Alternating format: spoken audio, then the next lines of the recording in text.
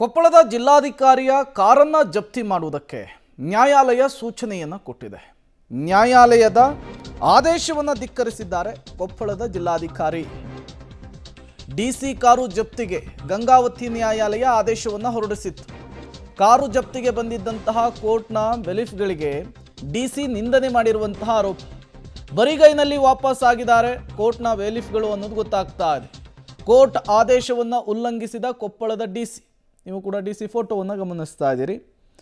Car ಜಪ್ತಿ ಮಾಡುವುದಕ್ಕೆ court ಸೂಚನೆಯನ್ನು ಕೊಟ್ಟಿತ್ತಂತೆ. ಈಗ ಕೊಪ್ಪಳದ ಡಿಸಿ ನಳಿನ್ ಅತುಲ್ ನಡೆ ಇದೆಯಲ್ಲ, ಇದೇ ಚರ್ಚೆಗೆ ಗ್ರಾಸವಾಗ್ತಾ ಇದೆ. 4 ಜನರಿಗೆ ಹೇಳಬೇಕಾದವರು, 4 ಜನರನ್ನು ತಿದ್ದಬೇಕಾದವರು, ಇವರೇ ಕಾನೂನಿ ಗೌರವ ಕೊಡಲಿಲ್ಲ ಅಂದರೆ ಇವರು ನಾಳೆ ಜನರಿಗೆ ಬುದ್ಧಿ ಹೆಂಗೆ ಹೇಳ್ತಾರೆ ಅಂಥೇಳಿ ಜನ ಕೂಡ ಪ್ರಶ್ನೆ ಮಾಡ್ತಾ ಇದ್ದಾರೆ.